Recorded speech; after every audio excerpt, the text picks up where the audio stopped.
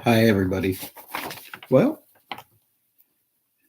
it's starting to get a little milder here in Ottawa. Not that it means very much to most of you who aren't in Ottawa, um, or many of you who aren't in Ottawa, but we're looking forward to this, the ending of this week. I think it's going to climb right up to zero, or it'll be 32 degrees, and maybe a degree upward or downward. And then next week, we're back into it again. Just a weather forecast. I'm sure you're not interested. Hope everybody is doing okay with this COVID thing and staying safe the best they can. I have a few questions tonight. One was from Toshi Takehishi from California. Um, and I hope I understand this one all right, Toshi.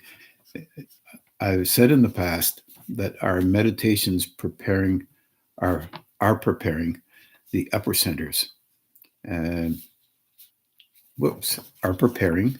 Meditations preparing the upper centers can make certain transitions easier for us. Yeah. No. Can you comment on that? Well, this is a pretty hairy question. A very good one, actually, but one that involves, oh my goodness, kind of an understanding of inner growth that is mm, sometimes not appreciated by many people. So let me give it a try. Um, by now, most everybody realizes that uh, most of us folks are earthling folks, if there are any others listening, uh, have what you might call an identity, or in the old days used to call that ego. And in Freud's day, and in the days of the ancient Greeks, the ego was a thing that they called ego, so that was the cultivation of a personality to survive here on these planes. Is really basically um, a center ground where you could uh, deal with the tremendous, intense, emotional, responsive uh, forces that we have within us, unconscious, and the other rules and regulations that are put upon us, not only from society, but from our own belief systems. And there's that ego thing was right in the middle, and it was a protector, a tool that we constructed so that we could engage with other people and function very well. Okay. These three lower centers, the root gonad and solar plexus centers, have been used and are legitimately used to increase energy in the heart center, the throat center, the brow, and the crown. Well, the throat center is very complex. It's more than one center. And in every center, there are different aspects. And what does that mean? It means there's different levels in every center, including the root center, including the gonad center, the solar plexus, heart center. But the first stage of development is often called quite highly evolved. And that first stage is the utilization of the heart center, the throat center, the brow, and the crown center after they've been opened by the root or gonad center or solar plexus. Usually, those three centers are really um, involved with a multiplicity of stages in the cultivation of the personality. And then the next stage, if you have been able to function because of other lifetimes or this lifetime, uh, quite legitimately in that root gonad and solar plexus system, the energy naturally moves upward into an opening on the first stages of the heart center, the brow, the crown. in the throat. So what does that mean? That's important to say that. What's it mean? It means in our world that the personality is given tribute to because it has a heart center on, a throat center on, a brow center, or a crown center on. But it's still under the auspices of the root, gonad, and solar plexus to some degree, and actually quite to a large degree. So in our world, in the East or the West, often if you have the upper centers on via the lower ones, stimulated by the lower ones, then you're considered to be quite spiritual. And you may be called yogi, you might be called, oh, God knows, whatever, doesn't matter. Bodhisattva, or in the West, just spiritual person. But the personality is still in charge. That is something nobody wants to hear too well. In other words, you can still be, if you were a jerk before, you can be a jerk. If you were a nice person before, you're a nice person. The number of levels of the lower system are there, the root, gonad, solar plexus system, are there for a purpose, for a reason. And here's the reason, one of the reasons at least. Let's say, for example, energy has come up through the spine. Many people think that at the back or the front. And you've been stimulated from the root center all the way up to the top of the head.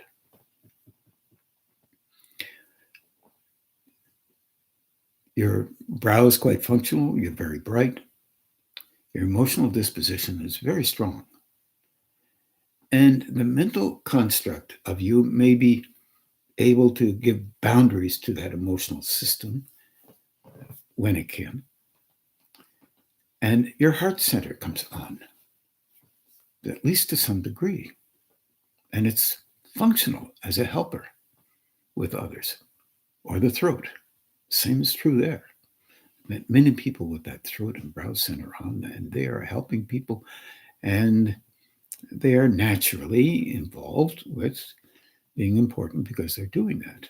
They have many disciples and all that sort of stuff. There's no negation in that, but that is a stage of development. Here's what happens. As the brow or the throat or the heart center or the crown center starts sending energy down to the root, the gonad, and the solar plexus, it stretches the membranes of those chakras, sephiroth, or valves. Often, not always, but often it's related. There's a relationship between the brow, especially in these times, and the solar plexus. But the personality is valued highly.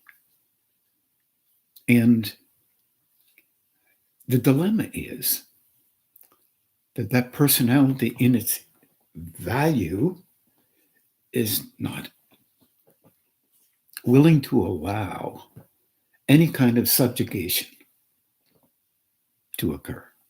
That can't happen until there's a movement within those first three centers into a place where a notation of energy can begin to occur.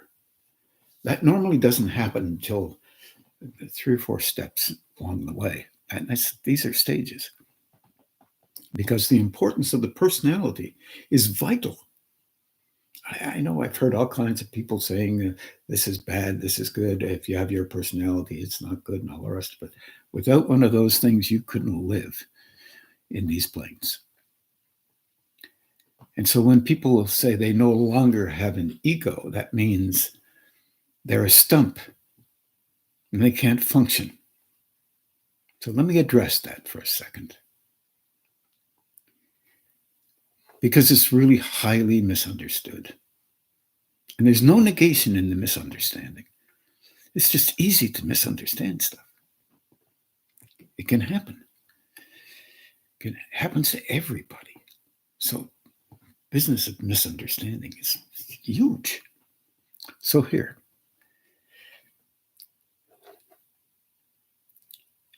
some of you, many of you, as a matter of fact, have begun to be aware to some degree of you living life in certain kinds of ways.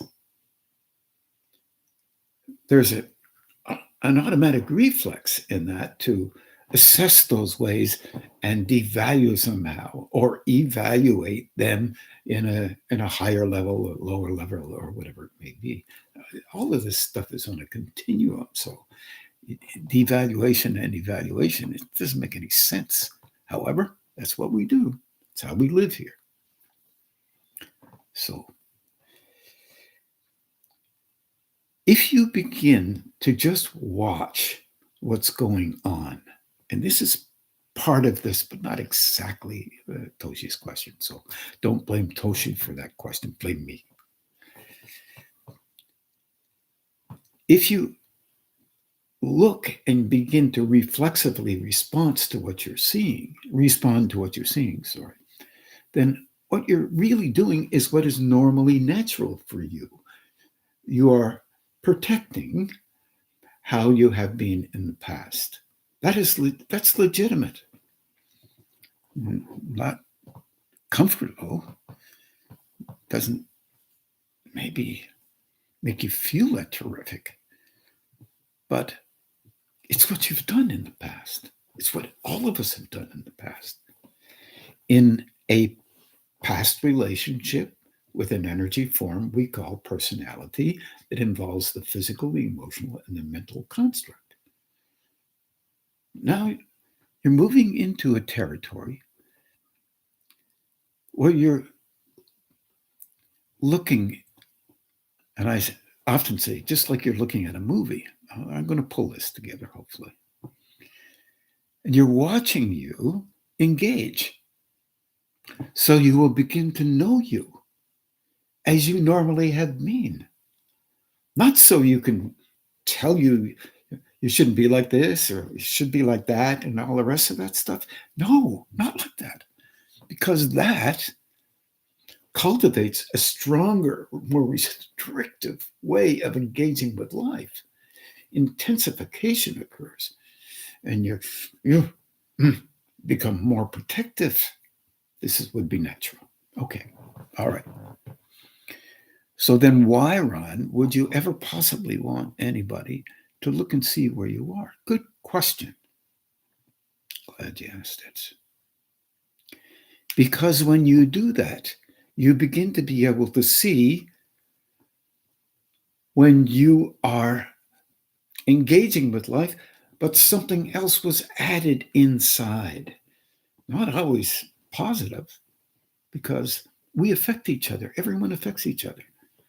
And I don't mean it as a negative thing. I mean, that's what happens. I know this isn't theoretically a norm according to what has theoretically been considered as personality. But personality is porous. It's only constructed in a relationship with a theory. And we are beings, and we talk about ourselves in relationship to the theory of being a solid person who is like this or like that. We are that, but we're more. So if you are talking to me for half an hour or so about something, don't care what it is, you have influenced me. You have transmitted energy into me from, let's say, your root, gonad, and solar plexus centers, Your brow, for example, could be your heart center, could even be the throat center, but it's a caricature of you as a being of consciousness. You are more than that. You have transmitted. You're a transmitter and you're a receiver. And I'm not talking about the radio, for heaven's sake.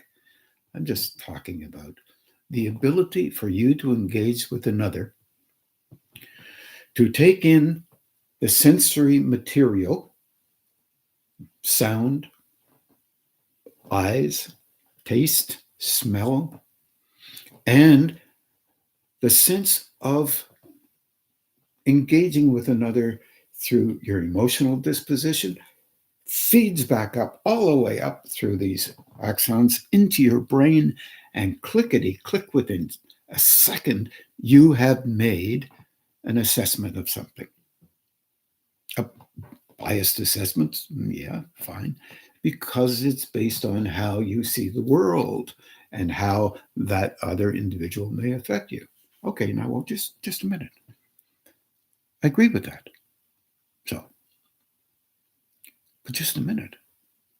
What if you watch that coming into you? Because it's slightly different than you. Each of us have our own engagement with existence, relatively speaking. We are beings of these levels of consciousness. We do this. We just don't know that we engage with others automatically based on how we see the world. Don't understand that too much. As a matter of fact, that would sound rather silly, to be honest. So let's get into the world of silly. As a reality, it sounds silly to us because we live in a virtual world. This is just what happens. We do have an idea about how we think we are, how we think other people are, how we engage with them for 30 seconds or less and assess them to be this way versus that way. We're pushed by them, attracted to them, neither one. We're in neutral. We have not enough information yet to come up with a concerted bias, wondrous one, in our case, of course, all of us. But here we are. That's energy. And that's a perception of energy. We don't call it that. We don't even go to the understanding of it. We just go to what we know, we think we know. This is influenced by our root gonad and solar plexus. Okay, stop there for a second. This is our baseline construct for our personality.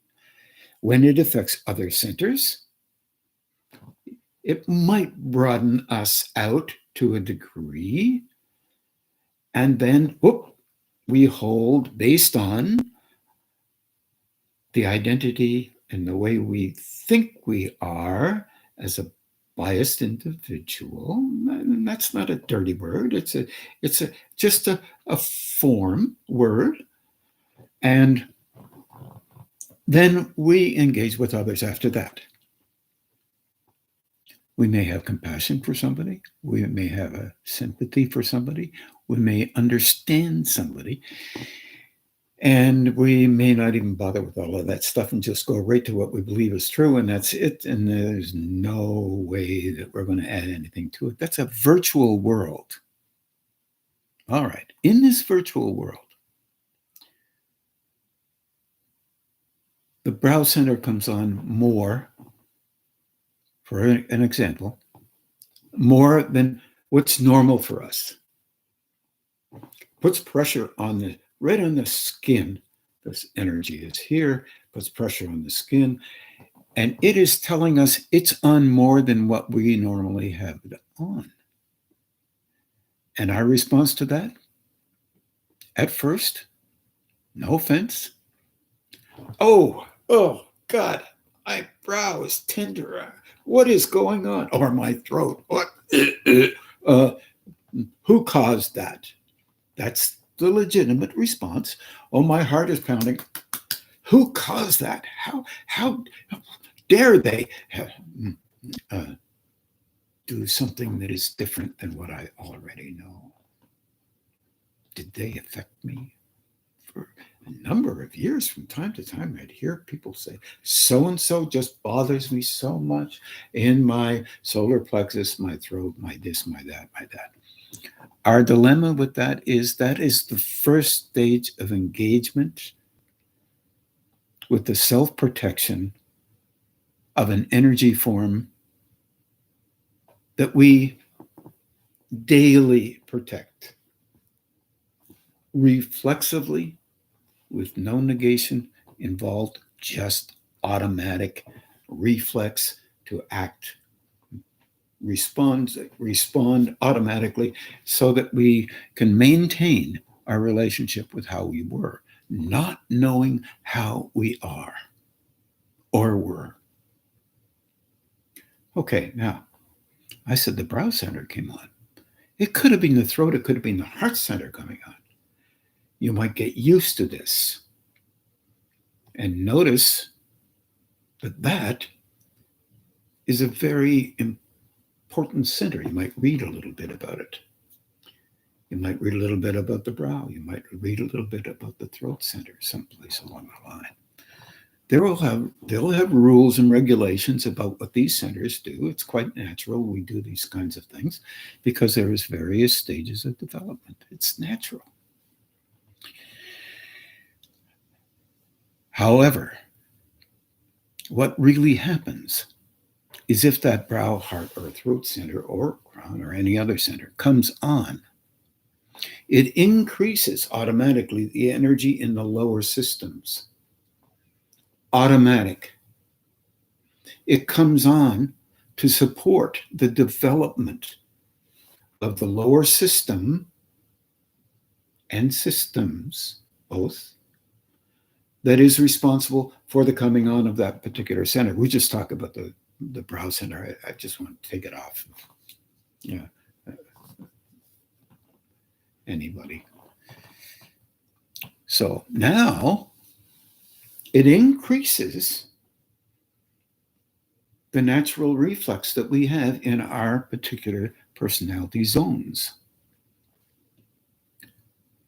The thing that has to be added to this is perception.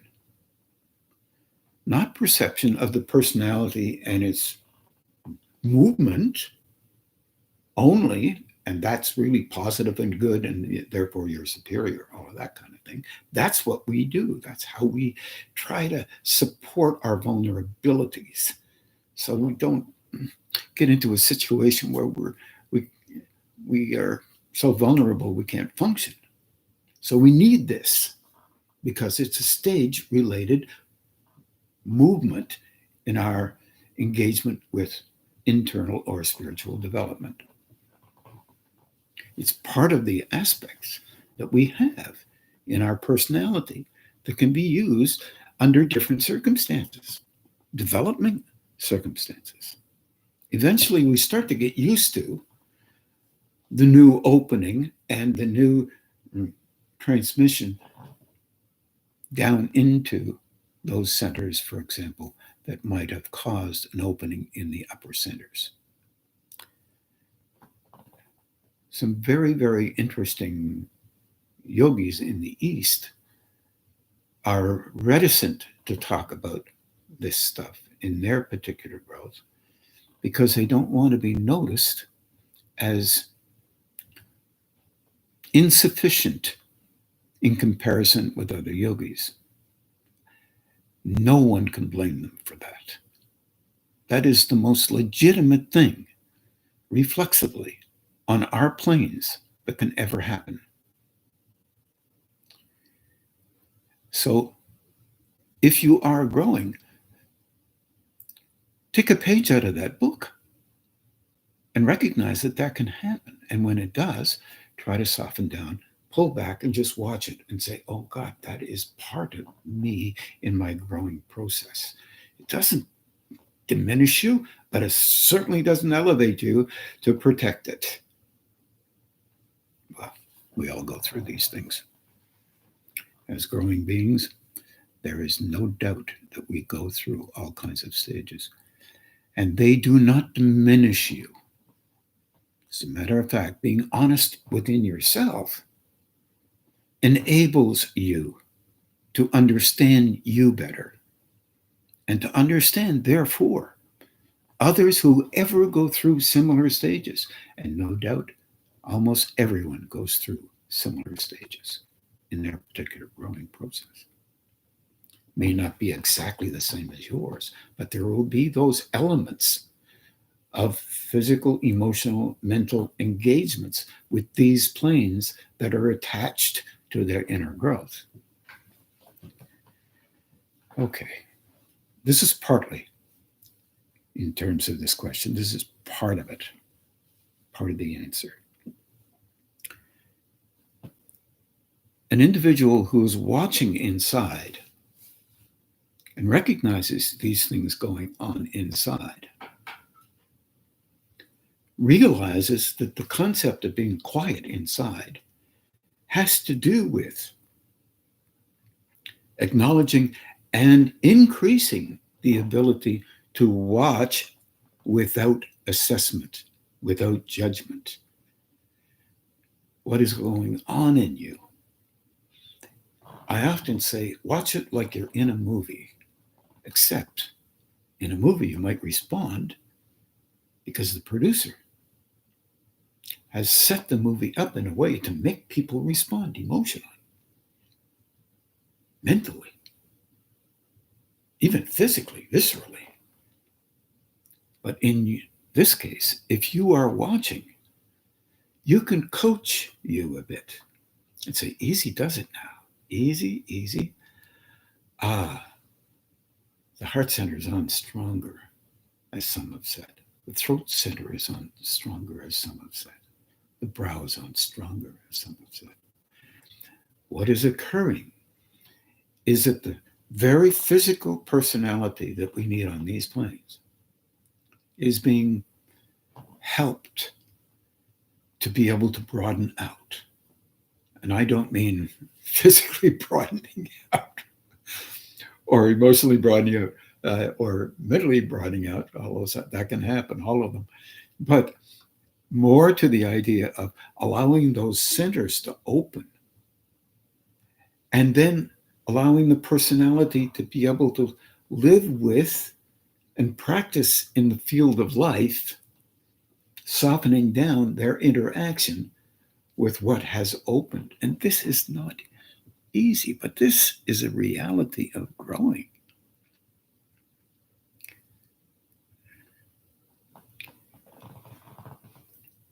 This idea is vital because often it is considered that the lower systems are totally and completely out of it when you're truly highly spiritualized. It doesn't mean that. What it means is your personalizations are still there, but they're not as rampant as they used to be. You notice them, but you may sometimes follow them down the trail, the old trails that you've had in your personality, but you start to notice what you're doing. Oh, okay, maybe, well, I don't want to go that far with this one. Let me just soften that down a little bit. Meaning you can use energy. Energy is doing it. Energy from an opening above the diaphragm, perhaps one could say, wherever it may be, is enabling energies below the diaphragm to broaden out so that they can sweep forward again, upward, and help those other ones to open up even more.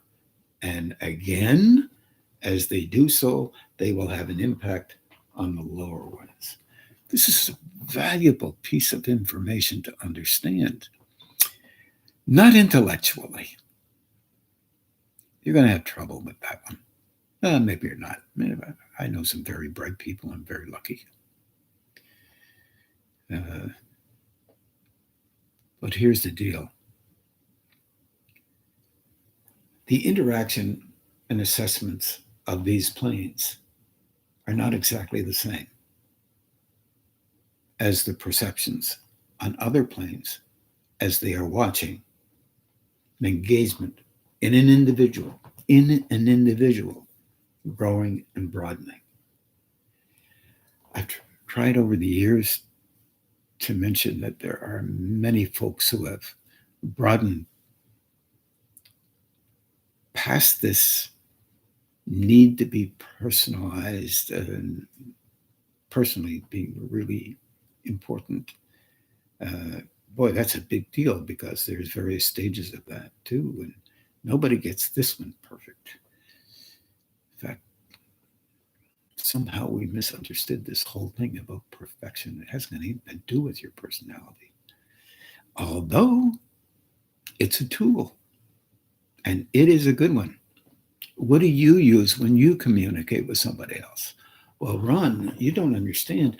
I don't make a separation between me as a being of consciousness and my personality. My personality is the thing. I use it and I'm good at using it and I give it a lot of support. And therefore, if I succeed at something, I'm great. But well, just a minute. It wasn't you mean your personality is great? I'm very curious how you have used and constructed formalizing energy, formalizing a form that you call personality is valuable to you. It's valuable to everybody. And without it, we would be at our stage so vulnerable. And we are. We're vulnerable even with it. But what's natural in our world right now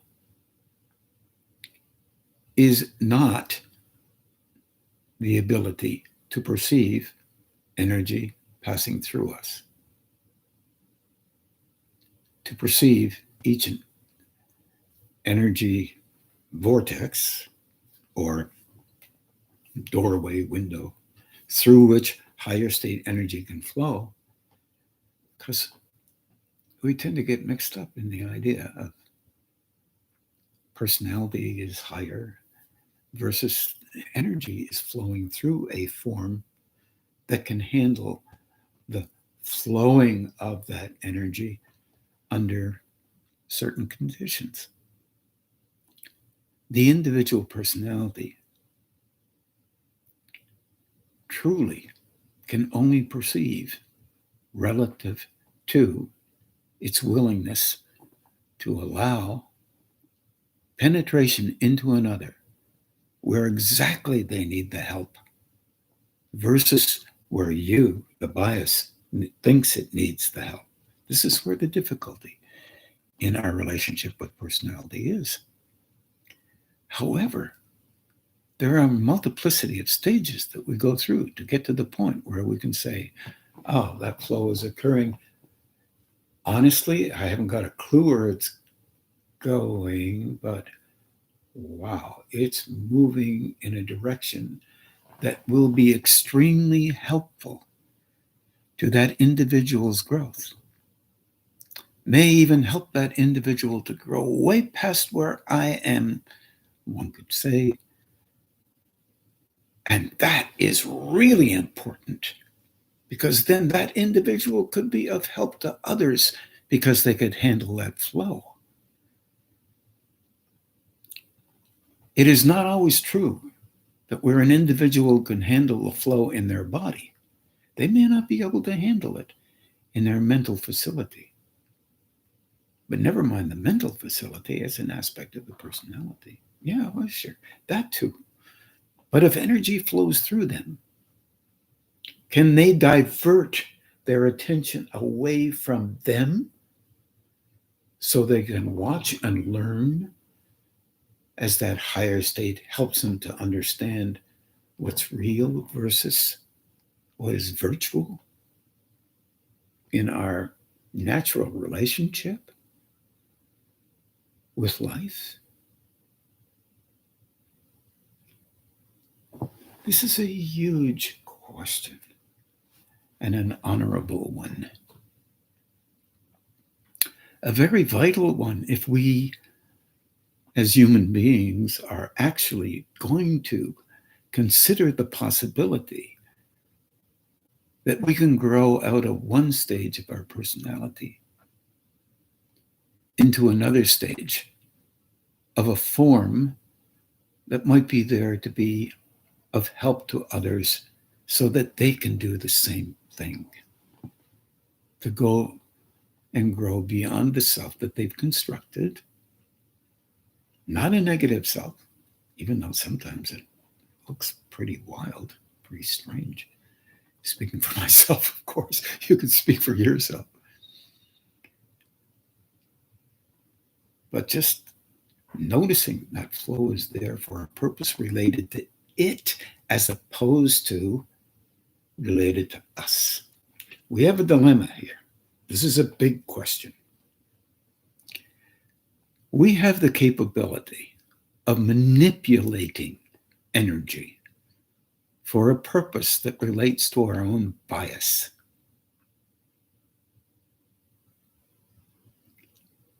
That's as honest as I can get it. You practice this every day of your life. And that's not an accusation, that's a reality. You move your body to have lunch, to go to a theater, to do this, to not engage with these people, only engage with those.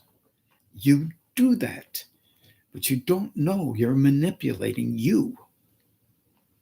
And it's what you should do on these planes. There is no doubt about that.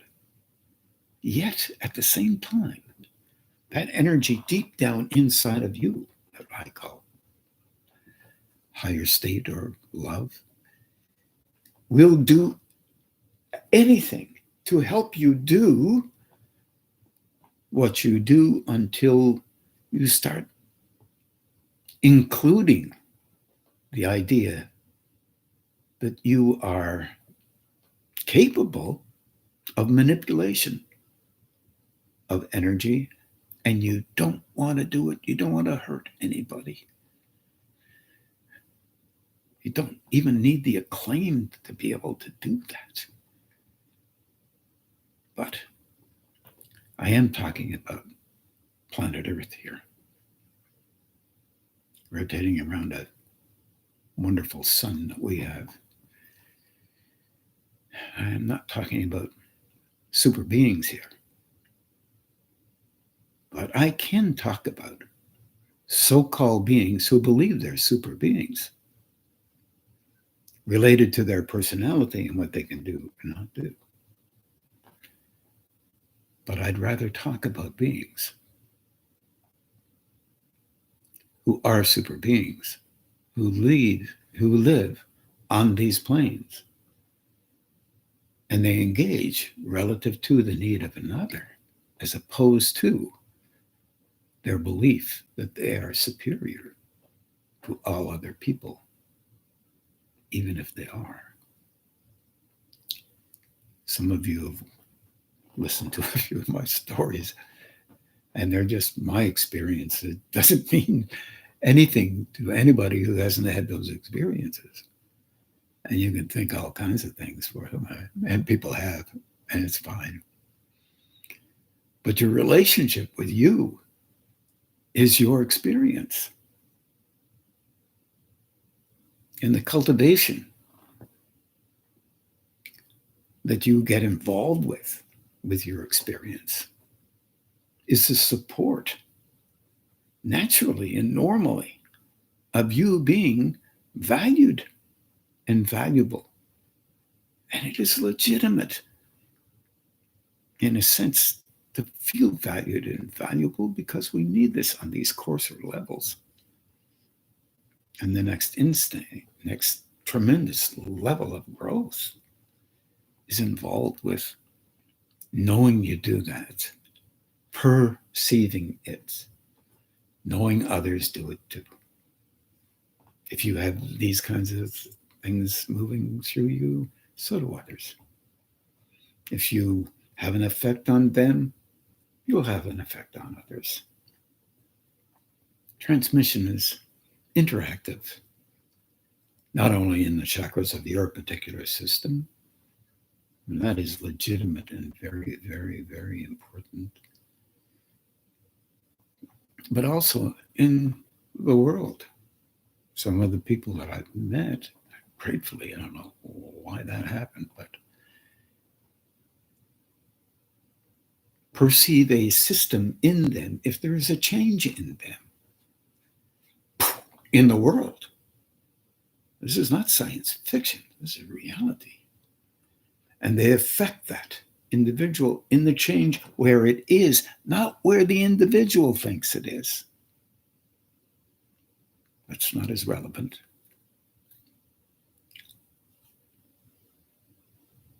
Remember one silly story one time, a few of us, two other people and myself met a yogi high in the Himalayas, and he said, "I don't want to hear any stories."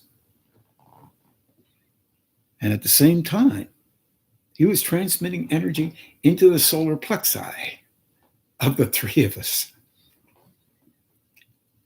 He was firing energy in there to make people feel disturbed. This is spiritual? Well, he believed it was, so therefore, for him it was. And that brings the center of that solar plexus, which is so important in relationship to the lower centers and our personalities here. He would shift the center of that solar plexus, a good 4 to 6 inches off of where it normally was. And in one person, they just talked like crazy. And the other person didn't know what to say. And they were an extrovert. And luckily, I had been trained to perceive energy coming in, and for some reason, helped at the time just to bring my hands down and move the energy back to my center. And he noticed it right away. He could perceive.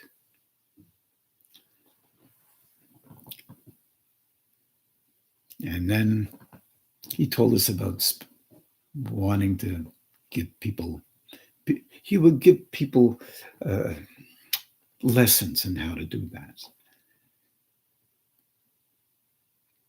2,000, and it'll only take a month. You'd be very good at it. This is American dollars, by the way. And I said to him, I'm going down to the Ganges.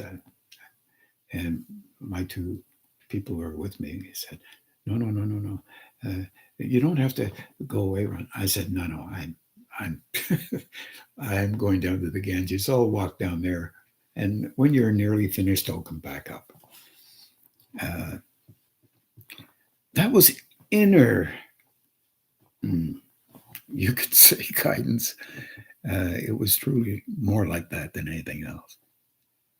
I did go down to the Ganges, came back. And then he asked me if I would like to stay over in his cave in the winter, because he was an engineer actually.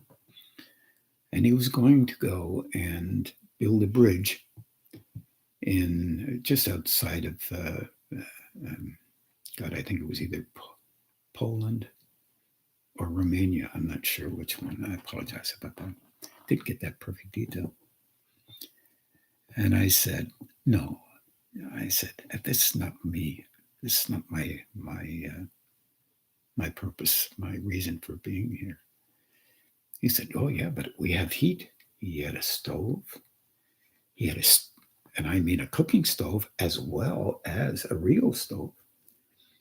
He had a number of things, a refrigerator, and up there in the wintertime, you don't need a refrigerator. You can put whatever you want outside. It would be freezing cold. Minus 30, minus 40 degrees, cheapers, maybe more. Now, the only reason I told you that story, because I want to emphasize that people can learn how to use energy against others. This is a big concern. Also, you can very much learn how to engage with others and let those higher states, with your awareness, your conscious awareness involved, operate through you for a purpose that might be very, very, very helpful in the growth of others, even if they grow beyond you.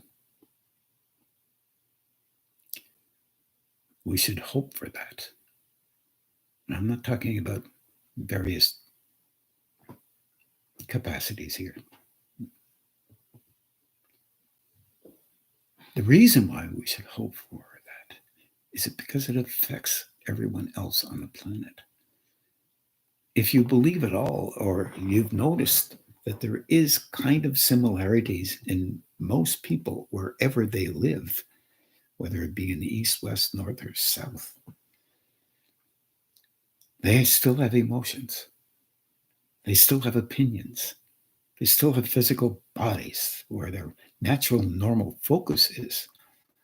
And we lean on that. As you get older, you might want to lean less on it, but you might also want to smile a bit. And as somebody told me one time, cover your mirrors.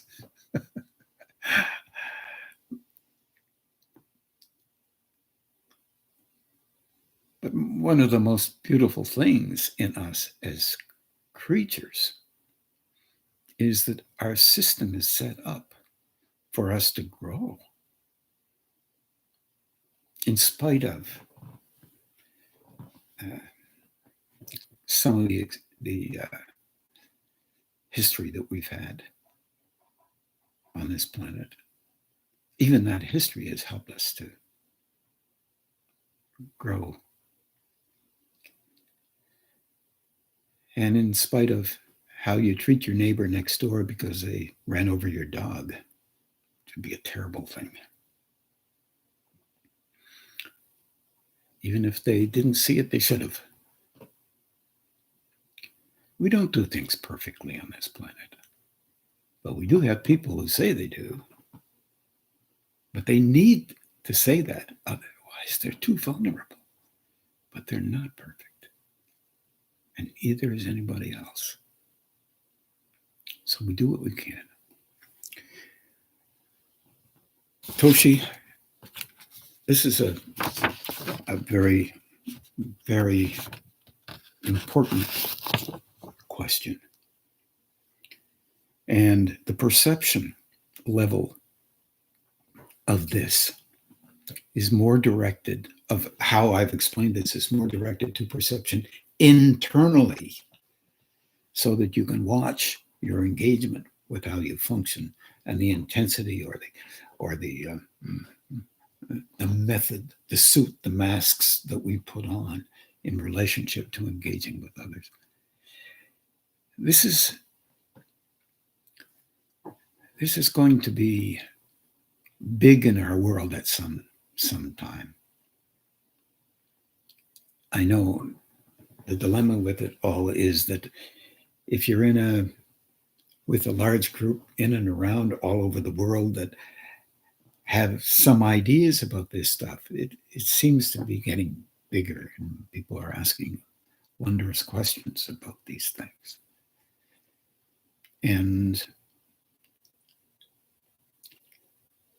But it's only a small amount of people on our planet that are truly interested in the old, ancient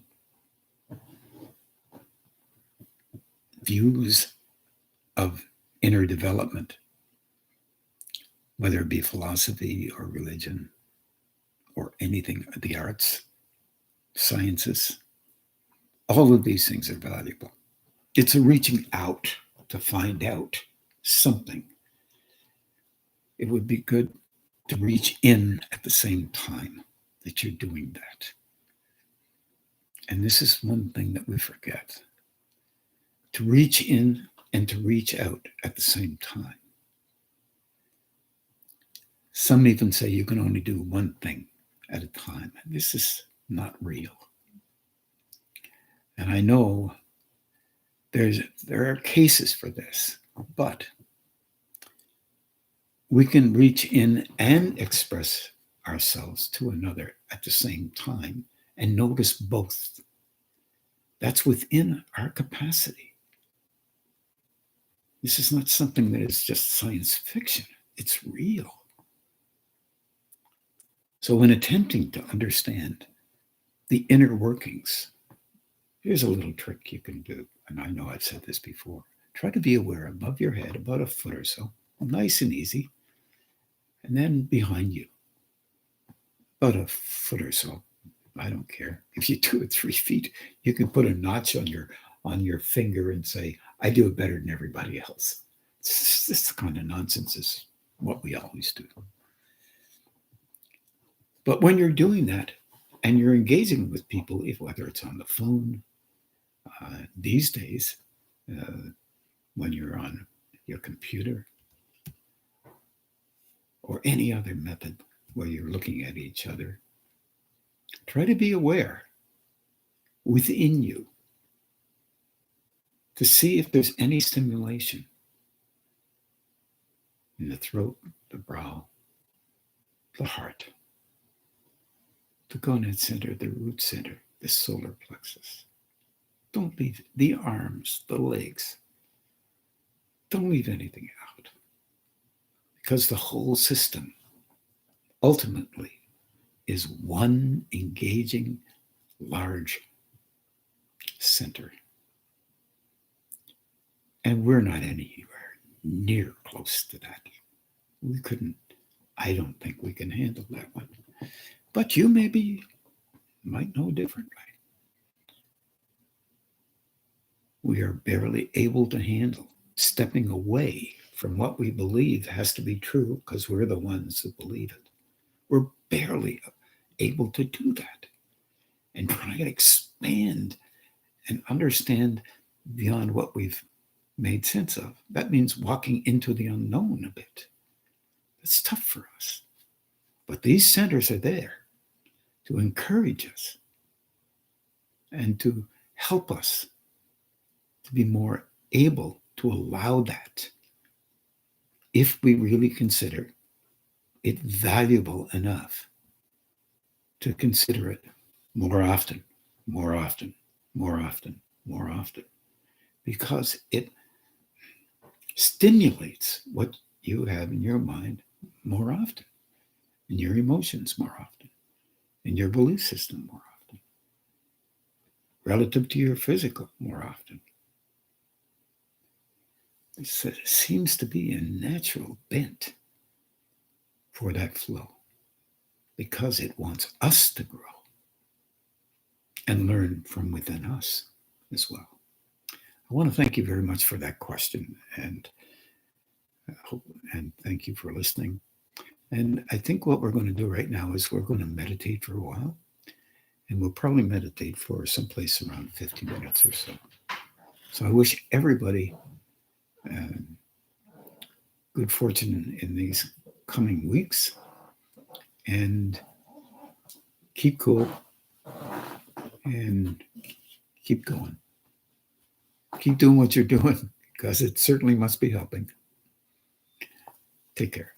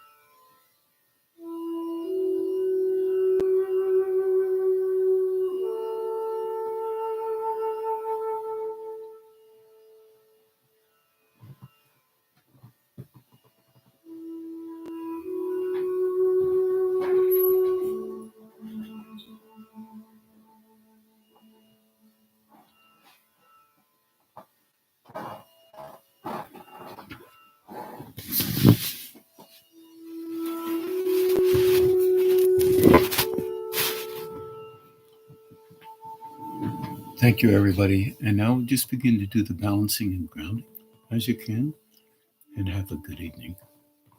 Good night.